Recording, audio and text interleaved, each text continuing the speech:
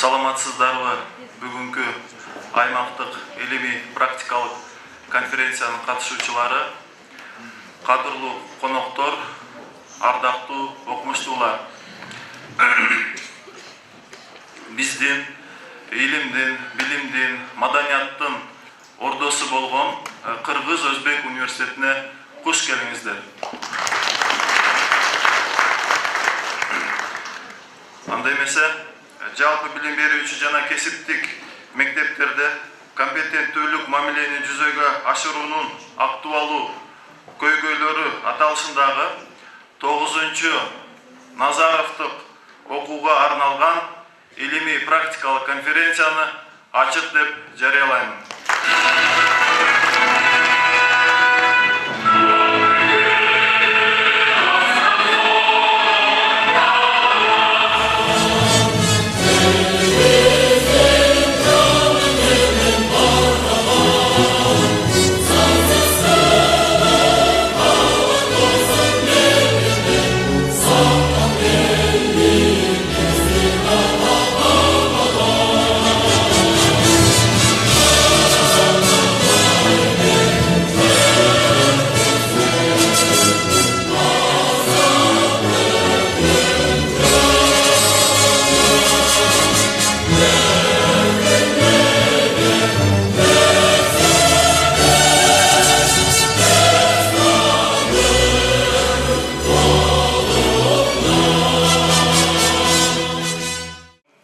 Рұқсат берсеңіздер, азыр мен конференциябыздын кадырлуу коноктору жана ардактуу окумуштуулары менен негизинен президиум менен тааныштырып өтсөм, Кыргыз Республикасынын билим берүү жана илим министрлигинин коомдук кеңешинин төрагасынын орун басары Түмөнбаев Жолдошбай Шарапович агайыбыз катышып отурат.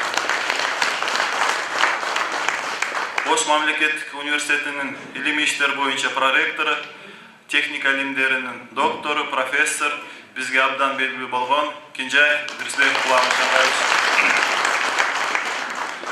Бишкек шаарынан Кыргыз Республикасынын Улуттук илимдер академиясынан, математика институтунан, физика-математика илимдеринин доктору, профессор, Кыргыз Республикасынын Улуттук илимдер академиясынын корреспондент мүчөсү Панков Павел Сергеевич.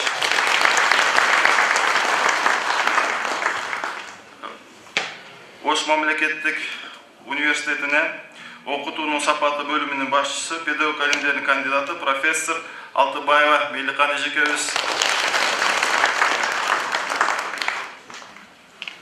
Ошондой эле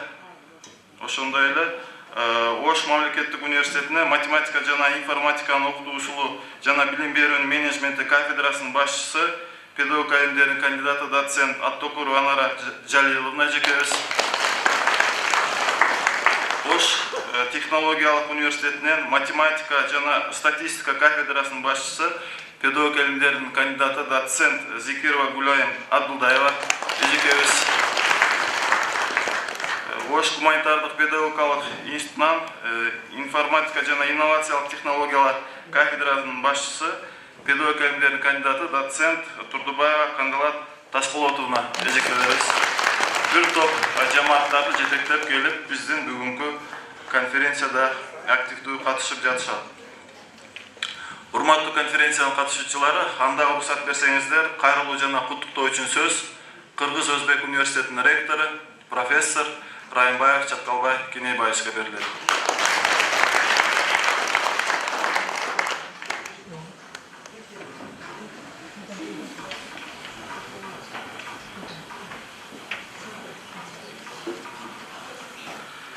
Ардактуу агай эжекелер, кадырлуу коноктор, урматтуу жалпы эле бүгүнкү ошо аймактык илимий конференциянын катышуучулары, саламатсыздарбы? Биринчиден, мына бүгүн биз баардыгыбызга белгилүү, мүмкүн жаштар жакшы билишпейт, бирок улуу мундун өкүлдөрү аябай жакшы билебиз. Мадамин Назаровдун жаркын элесине арналып кезектеги өткөрүлүп жаткан 9-чу илимий аймактык сессияга же конференцияга чогулуп отурабыз. азыр эле жогоруда Медер Арымжанович айтып кетти. Бул аймактык эмес, мунун деңгээли республикалык деңгээлдеги конференция деп атап койсок дагы туура болот деп. Анткени азыр эле атын атап тааныштырып өтүштү. Алыс жакындан келген коноктордун бүгүнкү конференцияга келип катышуусун эске ала турган болсок, республикалык деңгээлдеги илимий конференция деп айтсак дагы туура болот. Мен ушундай убакыттан пайдаланып, эң алдын мына биздин төрүбүздөн орун алып отурган конокторубузга, президиумга жана өзүңүздөр жетектеп келген чоң өкүлчүлүккө ушундай алтындай убактыңыздарды бөлүп, атарытып алыстан келип бүгүнкү конференцияга катышып отурганыңыздар үчүн жалпы ушул конференциянын уюштуруучуларынын атынан жана жеке өзүмдүн атымдан ыраазычылык билдирүү менен биздин Кыргыз Өзбек университети өзгөчө статустагы университет ушундай маданияттын, билимдин, илимдин очогу деп ордосу деп айтып келебиз. Ушундай билимдин, илимдин ордосу болгон куттуу университетибизге ардактуу коноктор куш келипсиздер деп айткым келет. Албетте сиздердин бүгүнкү келип ушул конференцияга катышып отурушуңуздар биздин конференциянын көркүн чыгарат, статусун жогорулатат. Биздин жамаатка, бул жерде катышып отурган жалпы конференциянын катышуучуларына күчүнө күч, демине дем кошот деп ойлойм. Жана сиздерден ала турган чоң ар кандай чыгармачыл сиздерден ала турган нерселерге бүгүн мына биз көп болобуз деп сүйүнүп турабыз. Эми конференцияга келе турган болсок, албетте бул конференция биринчи биздин улуу математик агайыбыз, педагог агайыбыз, окумуштуу агайыбыз Мадамин Назаров жөнүндө бир эки сөз айта турган болсок, бул агайыбыз биздин түштүк аймакты деп айтайлы, түштүк аймагындагы математика багытындагы адистерди даярдоодо жана аларды окутууда чоң эмгек сиңирип, өзүнүн методикалары менен жалпы окумуштуу аалымдардын, жалпы эле педагогдордун арасында таанымал болгон, биз сыйлаган инсан катары эң өзгөчө жогорку деңгээлде турган адам эле. Алагайдын элесине арналган бүгүнкү конференция эмне үчүн биздин ушул университетте өткөрүлүп жатат деген дагы айрым жаш студенттерибизге, окутуучуларыбызга күмөн жаратышы мүмкүн. Мен өзгөчө баса белгилеп айткым келет. Мадамин Назарович биздин университет ачылган күндөн алгачкы жылдарында биздин университетибизде сабак берген. Студенттерибизге сабак берүү менен бирге жаш окутуучуларыбызга жаңыдан калыптанып келе жаткан биздин педагогикалык профессор окутуучулар жамаатына өзүнүн насаатын айтып, педагогикалык тажрыйбасы менен бөлүшүп, окутуунун жаңы усулдарын кеңири жайыртууга жакындан жардам берген инсан. Анын улуулугу жөнүндө, анын чыгармачылык иши жөнүндө мен кеңири токтолбойм. Алар жөнүндө бу жерде замандаштары, окуучулары, бирге иштешкен коллегалары келип отурушат, өздөрүнүн атайын баяндамаларында кеңири чагылдырып айтып берет деп ойлойм. Эң негизгиси бүгүнкү күндөгү коомдогу билим берүү тармактарында, айрыкча мектепте, жалпы билим берүүчү мектептерде, кесиптик, жогорку жана орто кесиптик билим берүү жайларында орун алган бир топ чечилбеген көйгөйлөр бар. Биз ага мына ушул жашообузда күбө болуп келе жатабыз. Ошол көйгөйлөрдү чечүүнүн жолдору канткенде окутуунун сапатын жогорулатуунун үстүндө иш алып барышыбыз керек деген маселени талкуулайлы деп экинчи бир негизги бүгүнкү өтүп жаткан конференциянын максаты ушундай болуп турат. Мен айтайын дегеним, бүгүнкү конференциядагы окула турган баяндамалар, ортого салына турган ойлор, орошон ойлор, талкуулар албетте ар бирибизге жакындан эртеңки ишибиз үчүн, бул жерде педагогдор чогулуп отургандыгы үчүн айтып атам, жакындан жардам берет. Жана алар илимий популярдуу болгон биздин илим, билим жана техника деген журналыбыз бар. Жакшы баяндамалар, докладдар, илимий баяндамалардын баардыгы жарык көрөт. Аны менен жалпы эле республикабыздагы педагогдорго жакындан жардам бергенге мүмкүнчүлүктөр жаралат деп ойлойм. Жана бул конференциянын максаты качан менен максатына жетет. Биз ошол инновациялык окутуунун методдорун пайдаланып, эртеңки күнү турмушубузда ишке ашырууга мүмкүнчүлүктөрдү алганыбызда, албетте жалпы келечегибиз, мамлекетибиздин келечеги үчүн жасаган бир чоң кадам, кичинекей болсо да бир иш болуп калат деп үмүт кылам жана тилек кылам. Андыктан бүгүнкү конференциянын ишине бардыгыңыздарга чоң ийгиликтерди каалайм. Конференциянын иши ийгиликтүү болсун. Рахмат. Рахмат, Жатбалбай Кенебаевич. Ар бир окуу жайдын көрсөткүчү бул ошогон конференциялар, ошогон чыгармачылык кечелери, ошогон өзгөчө жана расписаниядан тышкары иш аракеттер болот да. Күндөлүк турмуш өтө берет, күндө расписание жазыла берет, күндө ошо сабак өтүлө берет. Бирок окуучулар аракет кылышыңыздар керек. Ушул агайдын жана математика агайдын урматына эмне үчүн өтүлүп атат, ал кандай киши болгон, ал жөнүндө да айтып беришет экен. Бирок силер кичине келечекте менин да ушундай атым калып, менин атымда дагы ушундай бир чогулуштар өтүп, менин атымда дагы бир ысмым калсын деп аракет кылсаңыздар, келген кадамыңарга ыраазы болосуңар, жөн эле убары болуп келип кайра кеттим дебегиле. Ар бир иш, тем более буякта илимий даражадагы кишилер отурат, булардын ар бир жазган жазуусу, ар бир айткан сөзү бул илимий ачылыштар, илимий алдыңкы бир жетишкендиктер. Ошон үчүн силердин университеттен ушундай иш-чарага өткөрүп, ушундай иш-чараны аракет кылып, могу жерде уюштуруу комитети деген бар экен, 20 адам аракет кылыптыр. Буякта секцияларда ар биринде 29, 30, 25 ушулар аракет кылыптыр. Бул деген сөз ар бир ушул катышуучу, ар бир катышкан студент чыгармачылыкка көңүл бөлүп, алдында чоң максаттары бар экен. Ушул максаттар ишке ашсын, ушу менен бүтүп калбасын, буга окшогон чоң жакшы иш-чараларды өткөрө бериңиздер. Биз министриңерге, заң министриңерге отчетту беребиз, жакшы өтүп атат. Мындан кийин мындан да жакшы иштер боло берсин. Рахмат. Саламатсыздарбы, урматтуу аймактык конференциянын катышуучулары. Сиздер менен ушул конференциянын алкагында жүз көрүшүп, кабыл тилек айтып атканыма мен аябай кубанычтамын. Убакыттан пайдаланып, уюштуруу комитетине чакырганыңыздар үчүн ыраазычылыгымды билдирип, конференциянын катышуучуларына ийгиликтерди каалап кетем. Конференция ийгиликтүү өтсүн. Анан айтып кете турган нерсе, мына башында Медербек Паркчанович айткандай 9-нчы жолу Назаровский чтение деп орусчасыга айтып атабыз. Назаровдук окуулар аттуу конференция өткөрүлүп жатат. Башталганда бул конференция университетибиздин деңгээлинде агайдын окуучулары Меликхан Алтыбаевна менен Анаркан Жалилованын демөөрү менен башталган болчу. Бул жерде Шермаматов турат агайдын окуучусу.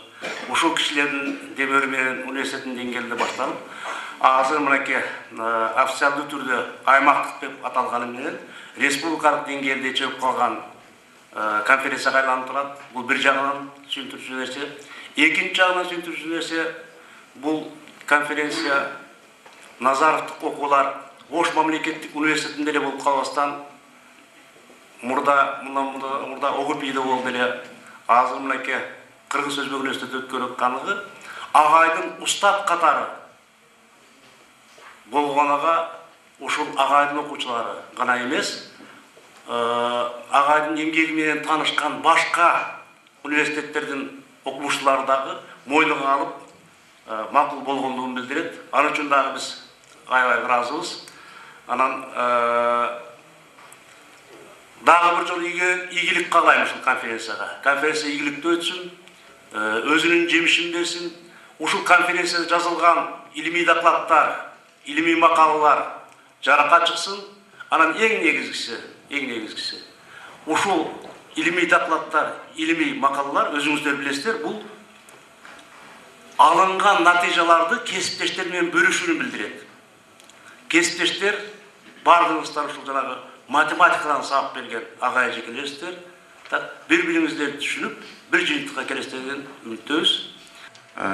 Professor Madraimov Сапарбай агайга кийинки сөздү берсек.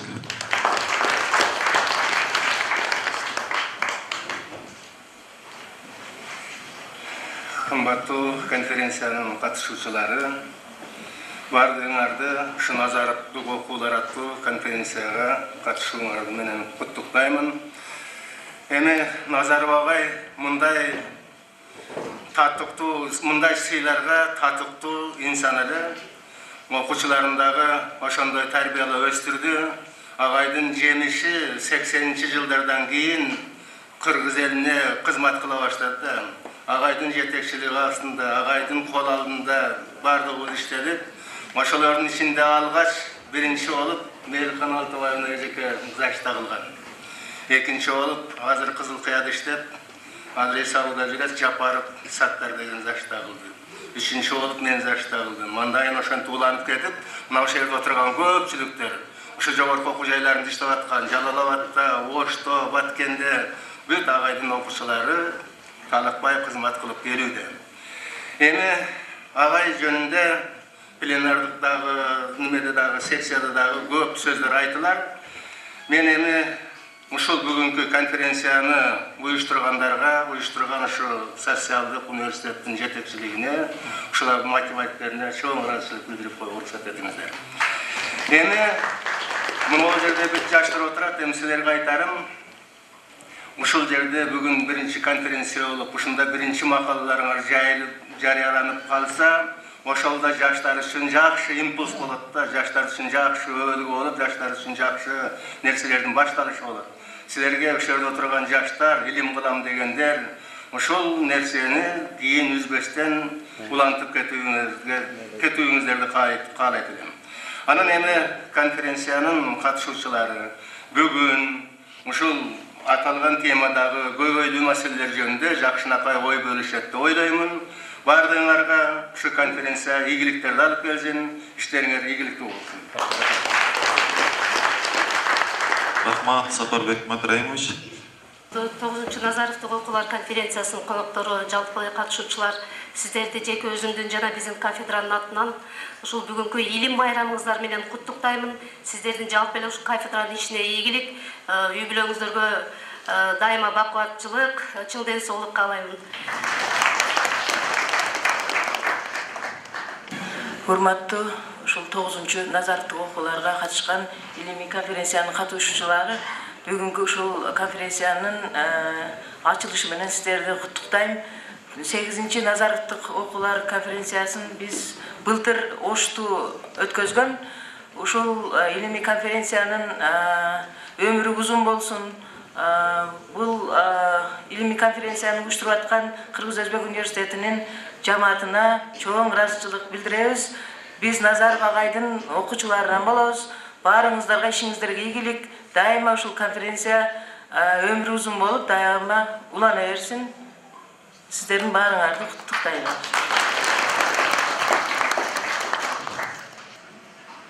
Что имеется в виду?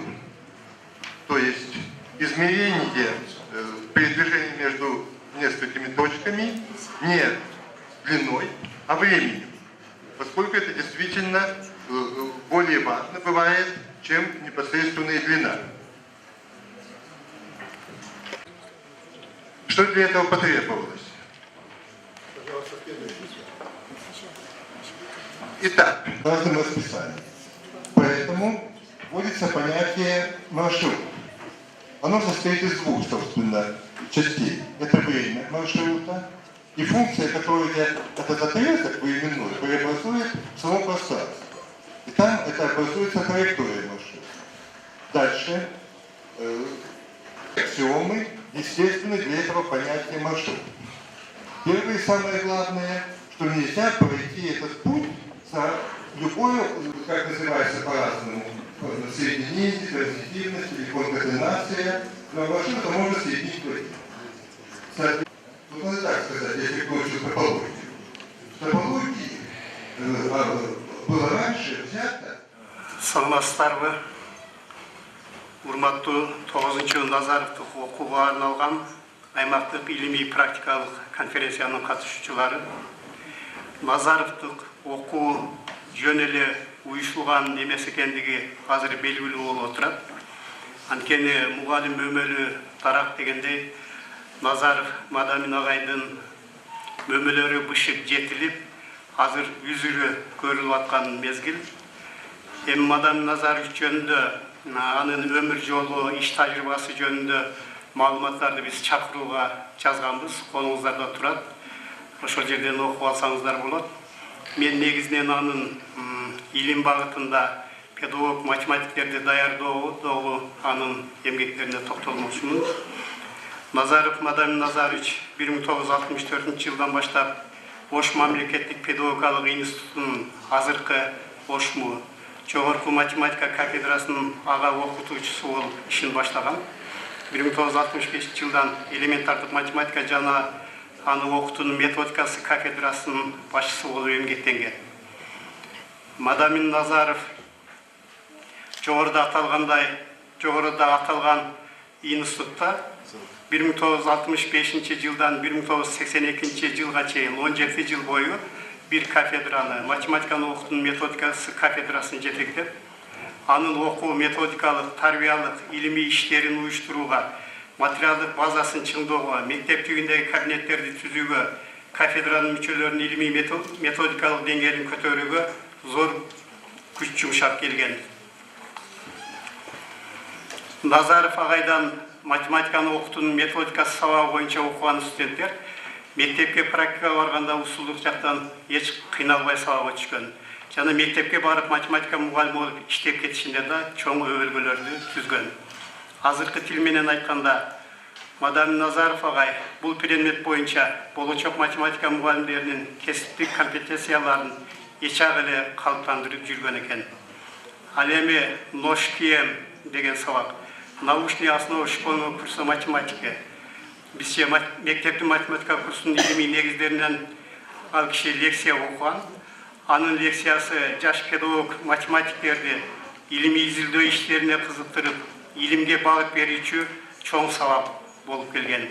Айрыкча курстук иштерди жана дипломдук иштерди жазууда бул сабактын пайдасы студенттерге зор болгон. Профессор Мадамин Назаровдун 30дан ашык окуу куралдары, мугалимдер үчүн окуу колдонмолору, 200дөн ашык илимий макалалары жарык көргөн. Алардын айрымдарына мен токтолуп өтөйүн. Окуучуларды геометрия боюнча түзүү маселелерин чыгаруунун методу менен тааныштыруу деген алгачкы эмгеги чыккан. 1969 жылы мектеп басмаканасынан Фрунзе азыркы Бишкек шаарында. Бул ошол учурдагы мамлекеттик тилде жарык көргөн, ошол студенттер үчүн, мугалимдер үчүн эң пайдалуу эмгек болуп саналган. Андан кийин математиканы окутуунун айрым маселелери 1975 жылы ошол эле мектеп басмасынан жарык көргөн. Бул дагы мугалимдер үчүн атайын колдомо болуп чыккан. Мектеп математикасынын илимий негиздери 1981 жылы педагогикалык жогорку окуу жайларынын студенттери үчүн жана мугалимдер үчүн окуу куралы жарык көргөн. Азыркы учурда дагы ал эмгектери пайдаланып келе жатат. Бул жерде отурган биринчи окуусу Мадыраев Сапарбай агай менен биргеликте математиканы мектеп реформасынын талабында окутуу маселелери деген эмгектери жарык көргөн 1985 жылы. Азыр эле бизге баяндама жасап берди Мейлкан Алтыбаева эжекен менен биргеликте математика боюнча класстар тышкаркы иштер деген эмгеги, ошондой эле орто мектепте математиканы окутуу деген окуу куралы жарык көргөн. Бул окуу куралы 2004 жылы басмаканадан чыгып, азыркы учурда биздин студенттер окуу процессинде ошондой эле математика мугалимдери колдонуп келе жатышат. 1971 жылы кандидаттык диссертациясын ийгиликтүү коргоп, педагогика илимдеринин кандидаты деген илимий даражага ээ болгон. Мадамин Назаровга 1976 жылы доцент, 1990 жылы СССРдин жогорку аттестациялык комиссиясынын чечими менен профессор окумуштуулук маамы ыйгарылган. Профессор Назаровдун жетекчилиги менен бир нече аспиранттар кандидаттык диссертациясын коргошкон. Жогоруда айтылып кетти, булар Алтыбаева Мейлхан эжеке, Мадыраев Сапарбек агай, Жапаров Саттар, Касымбаев, Тургунбаев жана башка. Профессор Назаров 1961 жылдан 2004 жылга чейин республикабыз үчүн миңдеген математика мугалимдерин даярдап чыгарган. Анын лекцияларын угуп, методикалык көрсөтмөлөрүн алган математика мугалимдери бүгүнкү күндө Ош, Жалал-Абад, Баткен областтарынын дээрлик бардык мектептеринде эмгектенип жатышат. Ошондой эле Назаровдун окуткан окуучулары Кыргызстандын эл чарбасынын түрдүү тармактарында үзүрлүү эмгектенүү менен өлкөнүн экономикасын жогорулатууга зор салымдарын кошуп келе жатышат. Айрыкча түштүк региондогу окуу жайларында Назаровдон билим, талим, тарбия алган көпчүлүк кадрлар азыркы күндө илимдин кандидаты жана доктору илимий даражаларга ээ болуу менен жетекчилик кызматтарды колго алып келишүүдө. Атап айтсак, Сокуев Адаханжан физика математика илимдеринин доктору, профессор, азыркы учурда Ошмуда кафедра башчысы болуп эмгектенип жатат. Алыбаев Курманбек агай физика математика илимдеринин доктору, профессор, азыркы учурда Жабуда илимий иштер боюнча проректор. Култаев Топчубай агай физика математика илимдеринин кандидаты, кийин экономика илимдеринин доктору, азыркы учурда профессор, Ошмуда БИМде кафедра башчысы болуп эмгектенип жатат. Абдувалиев Абдыганы Осмонович физика математика илимдеринин кандидаты, Ошмуда бир нече жыл окуу иштери боюнча проректор болуп эмгектенди. Аванова Жылдыз эжеке педагог илимдеринин кандидаты, Жабуда кафедра башчысы. Асанов Авазбек Раимжанович физика математика илимдеринин кандидаты, азыркы учурда шаардык билим берүү башкармалыгынын башчысы.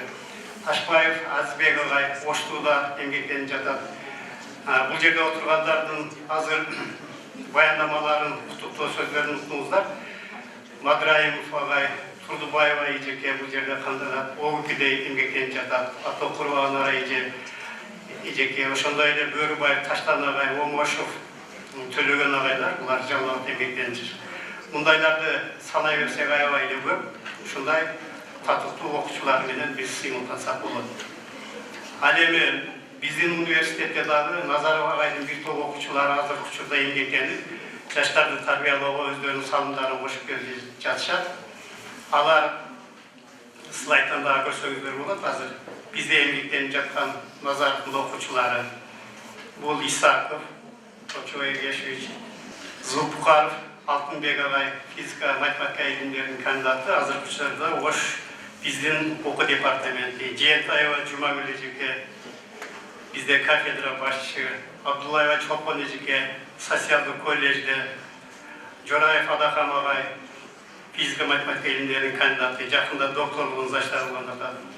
Сабирова Халида эжеке физика математика илимдеринин кандидаты. Калибекова Жумагүл социалдык колледжде эмгектенип жатат. Рахманова Чынара биздин атайын бөлүмдү жетектеп келатат университетте. Азинжанов Адылжан, мындан башка дагы бир топ окуучулары бизде азыр эмгектенип, жаштарды тарбиялоодо зор салым кошушууда. Жаш муундарды келечектеги педагогдорду тарбиялоодогу эмгеги мамлекет тарабынан жогору бааланып, 1970 жылы эмгектеги каармандыгы үчүн медалы, 1972 жылы Кыргыз Республикасынын Жогорку Кеңешинин ардак грамотасы менен сыйланган. Ошондой эле 1971 жылы СССР жогорку окуу жайларынын отличниги, 1977 жылы Кыргыз Республикасынын эл агартуусунун отличниги, 1984 жылы СССРдин эл агартуусунун отличниги деген ардакталгандарга татыктуу болгон.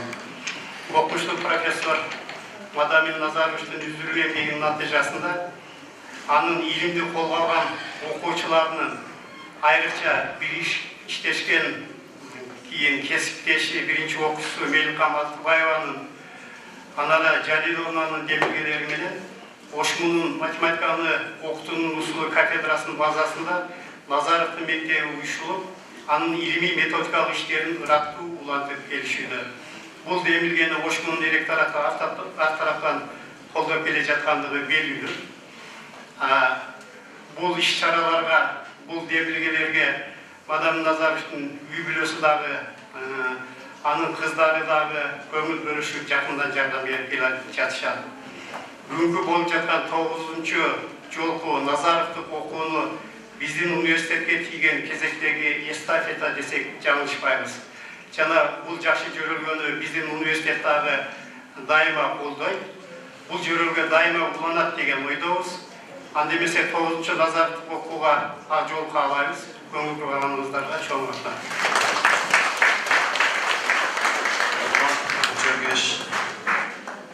Анда эмесе урматтуу конференциянын катышуучулары биздин жыйынтыктоочу илимий баяндамага өтсөк. Ушул конференциянын катышуучуларын бүгүнкү илимий майрам менен куттуктайм. Мен ошо мадам Назаров менен чогуу иштеп, ошол кишиден таалим тарбия алып, ошондой мыкты адам менен замандаш болуп, кесиптеш болуп, бир кафедра иштегениме, ошол кишиден таалим тарбия алганыма сыймыктанам. Биз ушул Назаровдук окууларды пландаштырып баштаган кезде мындай анын акыры кандай болот, жолу кандай болот элестете алган эмеспиз, бирок мына 9-чу конференцияны өткөрүп атабыз. Демек ошол агайдын болочок педагогдор үчүн, жаш муундар үчүн айта турган, калтыра турган тарбиясы, максаттары жетиштүү экен, дагы деле уланып атат. Бүгүнкү ошол билим берүүдөгү маселелер менен мындай үндөшүп турган дагы белгилеп коюшубуз керек да. Ал эскирген жок. Демек методикадагы ошол агайдын учурундагы айтылган мындай жаңылыктар деп айтсак, ушул агайдын мектеби бар деп айтсак болот. Себеби кафедранын жетектөө менен бирге агай ушул өзүнүн жолун жолдой турган окуучуларды тарбиялап чыгарды. Бул конференция ушул агайдын идеясын улантуу максатында түзүлгөн, ушул түзгөн, уюштурган Алтыбаева Мелихан эжеге, Атокурбан Арай эжеге жана ушул ошмунун жамаатына, анан ушул идеяны улантуу үчүн кабыл алып өткөрүп жаткан Ой социалдык университеттин жамаатына таазим, сиңиздерге ийгилик. Агайдын өзгөчөлүгү ал ушул мектептеги математиканы окутуунун көйгөйлөрүн көтөрүү, жаштарды математикалык билимге жогорку деңгээлге жеткирүү максат болгон. Мына ошол агайдын окуучусу болуп калганыма мен дагы сыймыктанам.